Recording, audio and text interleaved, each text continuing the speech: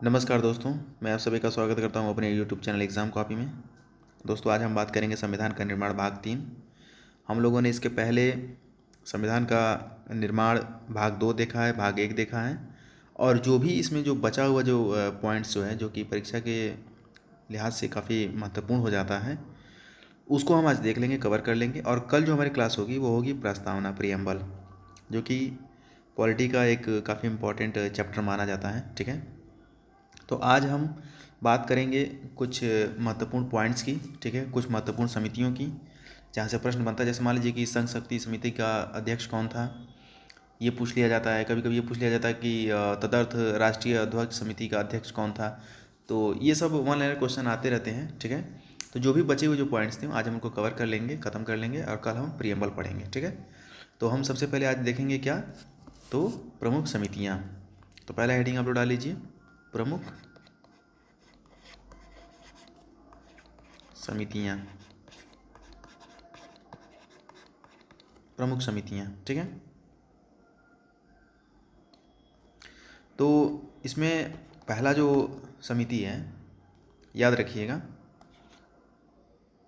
संघ शक्ति समिति। संघ शक्ति समिति, ठीक है। दूसरा है संघीय संविधान समिति। संघीय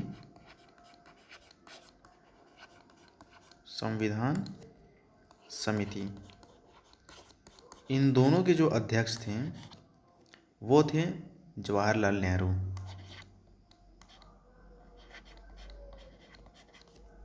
जवाहरलाल नेहरू, ठीक है।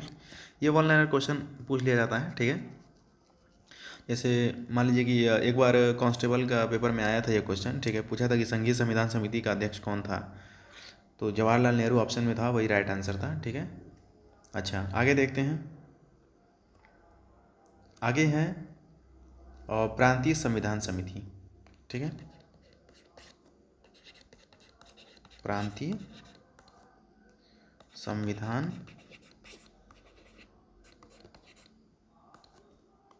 समिति।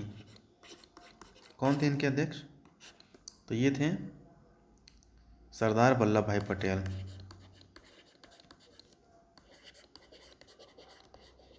सरदार वल्लभ भाई पटेल, ठीक है, याद रखिएगा। चौथा जो है क्या है, तो ये है प्रारूप समिति।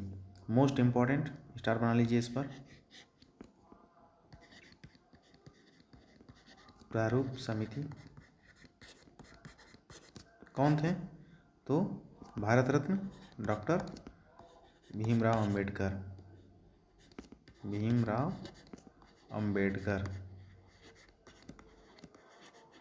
अंबेडकर, ठीक है, नाम याद रखिएगा, बहुत ज़्यादा इम्पोर्टेंट है ये। आगे देखते हैं। आगे है संचालन समिति। संचालन समिति। संचालन समिति, और इसको ये दोनों को साथ में याद कर लीजिए, तदर्थ राष्ट्रीय ध्वज समिति। तदर्थ राष्ट्रीय ध्वज समिति। इन दोनों का साथ में याद कर लीजिएगा, डॉक्टर राजेंद्र प्रसाद। राजेंद्र प्रसाद, ठीक है। आगे हम देखते हैं, एक और समिति है, याद रखिएगा, इम्पोर्टेंट है। ये है मौलिक अधिकार उप समिति।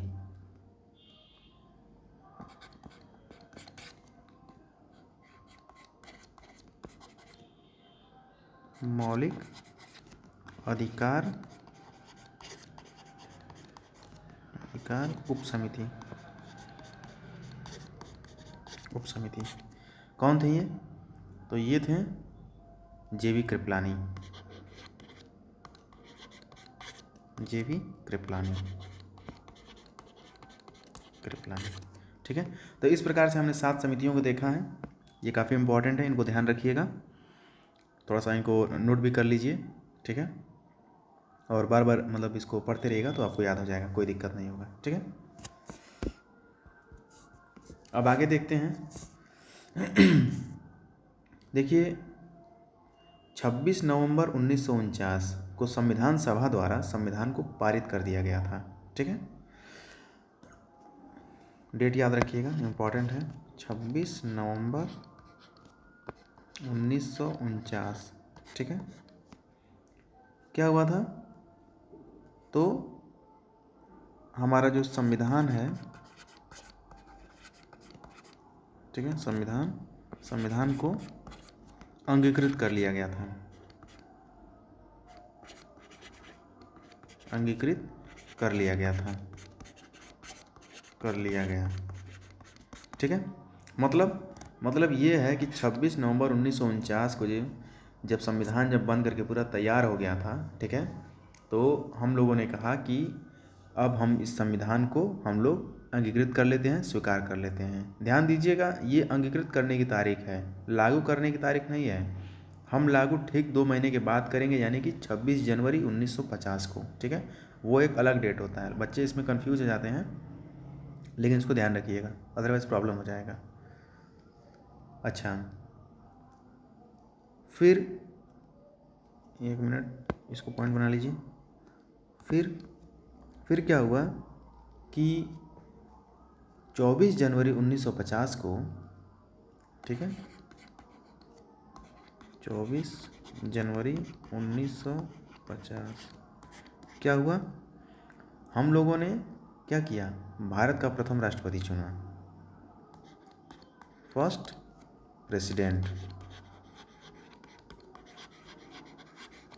President of India. भारत के पहले राष्ट्रपति हमने किसको चुना?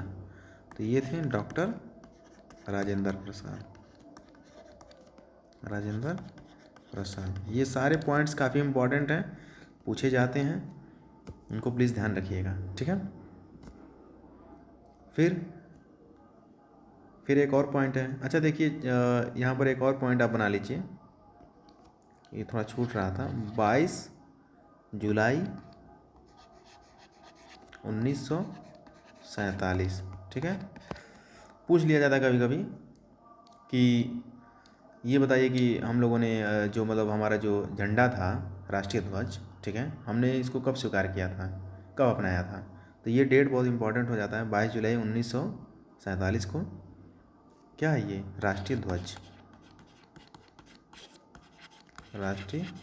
इस दिन हम लोगों ने इसको अपना लिया था। ठीक है, फिर 24 जनवरी 1950 को तो हमने पहला अपना प्रेसिडेंट चुन लिया, और फिर 24 जनवरी 1950 को ही हमने क्या किया था? हम लोगों ने राष्ट्रीय गीत और राष्ट्रीय गान, राष्ट्रीय गीत प्लस राष्ट्रीय गान हम लोगों ने अपनाया था। ठीक है, और एक और डेट 26 जनवरी 1950 क्या हुआ? हमारा देश गणतंत्र हो गया। ठीक है,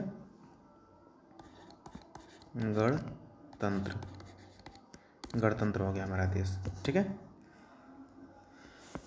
तो इस प्रकार से ये जो पॉइंट्स हैं ये पूछे जाते हैं कि 26 जनवरी तो सब लोग बता देते हैं, लेकिन पूछा जाता है कि राष्ट्रीय गीत और राष्ट्रीय गान कब अपनाया गया था। तो आपको बताना होगा कि 24 जनवरी 1950 को हम लोगों ने अपनाया था, और 24 जनवरी 1950 को ही हमारे देश के पहले राष्ट्रपति चुने गए थे, जिनका नाम है डॉक्टर राजेंद्र प्रसाद। ठीक है, फिर राष्ट्रीय ध्वज के बारे में कभी कभी पूछ लिया जाता है। तो ये सारे पॉइंट्स काफ़ी इंपॉर्टेंट हो जाते हैं, और इनको प्लीज़ आप ध्यान रखिएगा, अदरवाइज़ प्रॉब्लम हो जाएगा। ठीक है,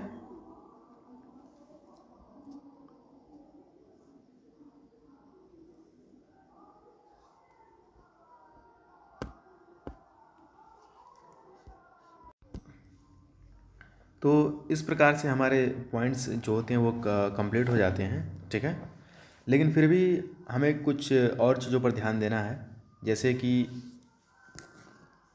मैं 1 मिनट, ये तो हो गया है।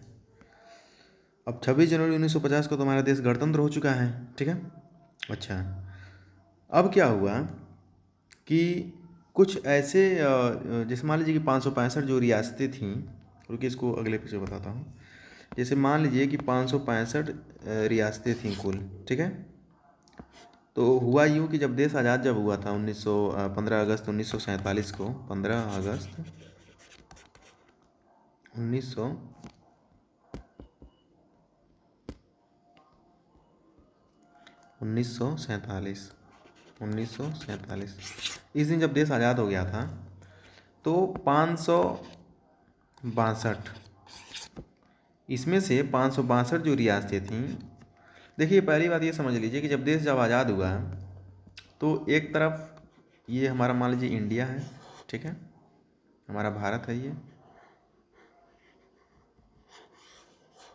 इंडिया है, ठीक है। और इसी के लगे यहाँ पर पाकिस्तान था, और यहाँ पर भी पाकिस्तान था। ये पश्चिमी पाकिस्तान हुआ करता था, ये वाला, और ये जो था ये था पूर्वी पाकिस्तान, ठीक है, जो कि बाद में 1971 में बांग्लादेश बन गया। ये वो एक अलग कहानी है, मैं बाद में बताऊँगा आपको।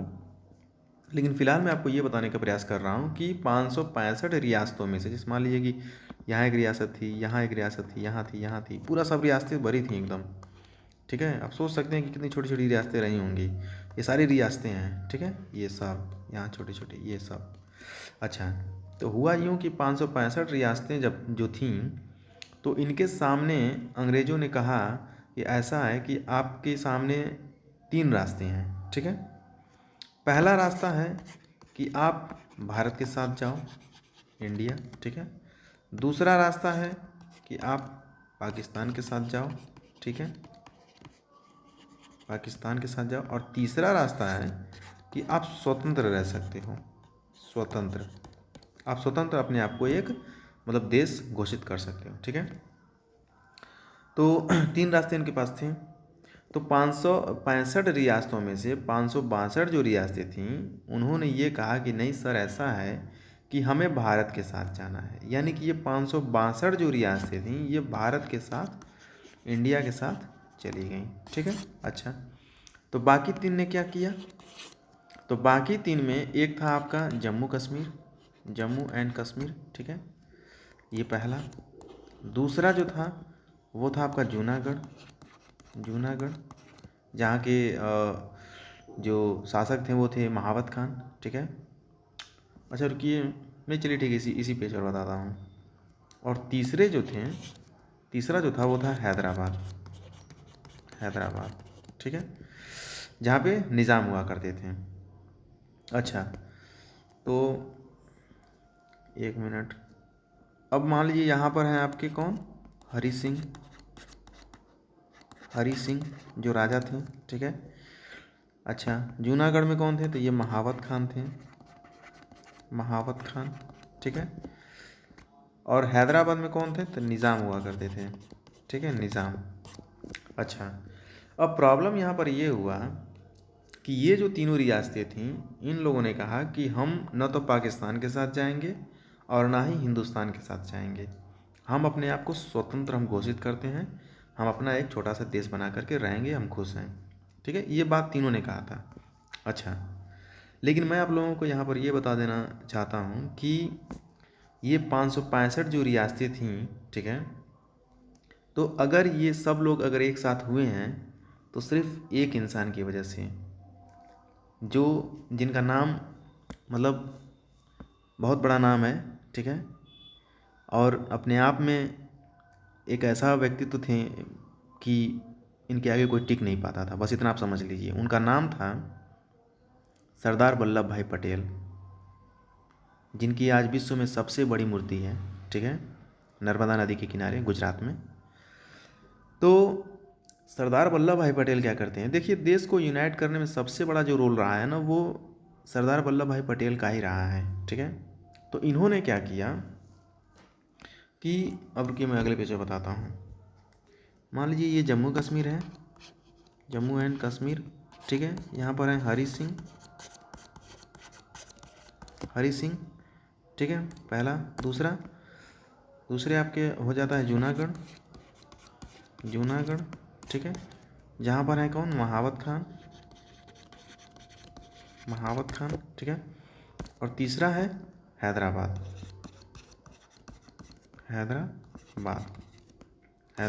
ठीक है। यहाँ पर कौन है, निजाम, ठीक है। तो हुआ यूँ कि सरदार वल्लभ भाई पटेल ने उन लोगों को इतना ज़्यादा मतलब प्रभावित कर दिया, ठीक है, कि हैदराबाद में क्या हुआ कि यहाँ पर क्या हुआ कि ऑपरेशन पोलो,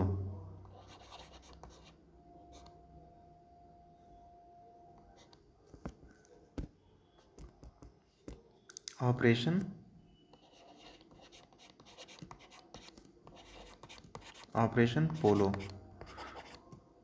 पोलो, ध्यान रखिएगा, बहुत ज़्यादा इंपॉर्टेंट है, परीक्षा में पूछा जाता है, ठीक है।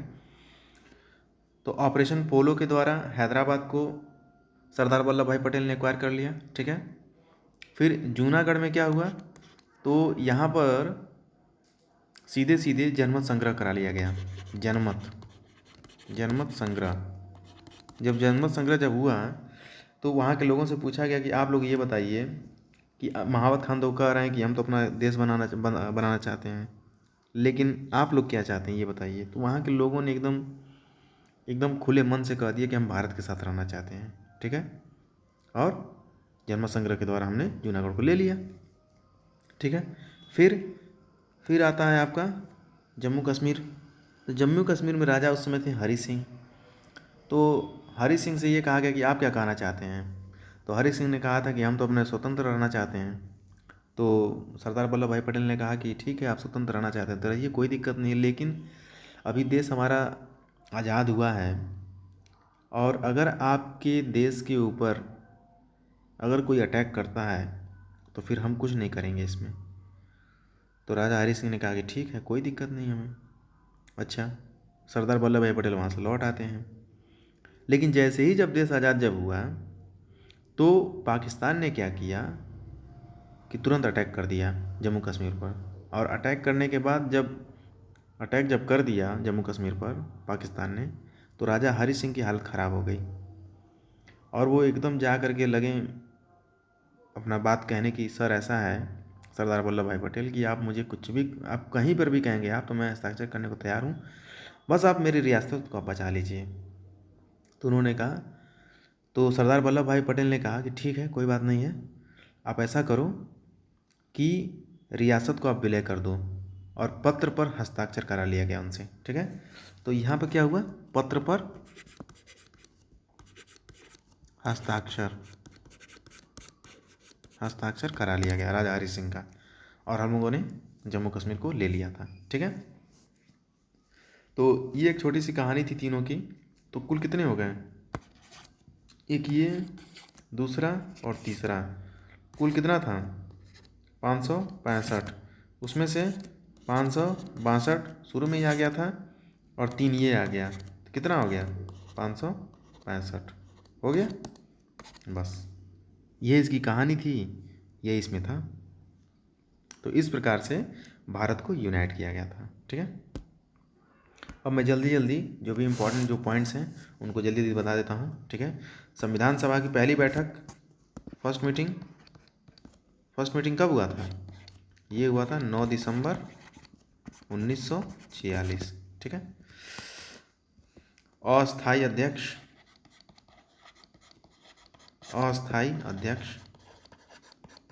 कौन बने, तो डॉक्टर सच्चिदानंद सिन्हा, ठीक है। स्थाई कौन बना, तो स्थाई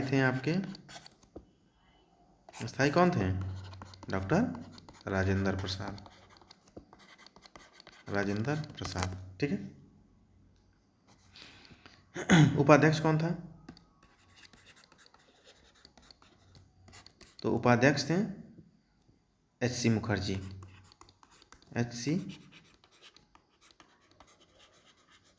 मुखर्जी, ठीक है, उपाध्यक्ष हो गए। अच्छा, संवैधानिक सलाहकार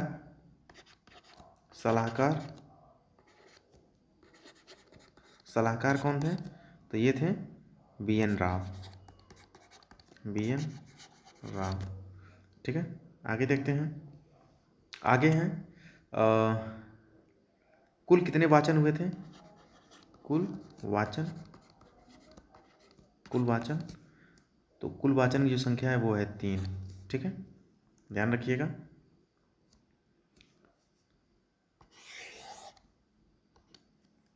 संविधान अपनाया गया, संविधान अपनाया गया। कब अपनाया गया?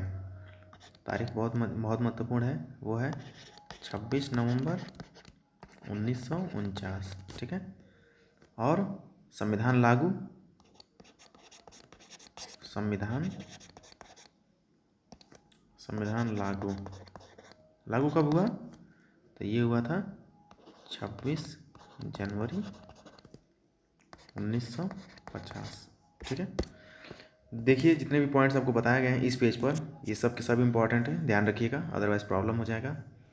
क्योंकि डायरेक्ट आपसे पूछ लिया जाएगा कि संवैधानिक सलाहकार कौन था, तो बताना पड़ेगा आपको। ठीक है, स्थायी अध्यक्ष और अस्थायी अध्यक्ष तो पता नहीं कितने बार पूछा गया है। ठीक है, फर्स्ट मीटिंग में पूछा गया, सेकंड मीटिंग में पूछा जाता है, लेकिन सेकंड मीटिंग उतनी इंपॉर्टेंट नहीं है, लेकिन फिर भी लिख दे रहा हूँ यहाँ पर, ध्यान रखिएगा।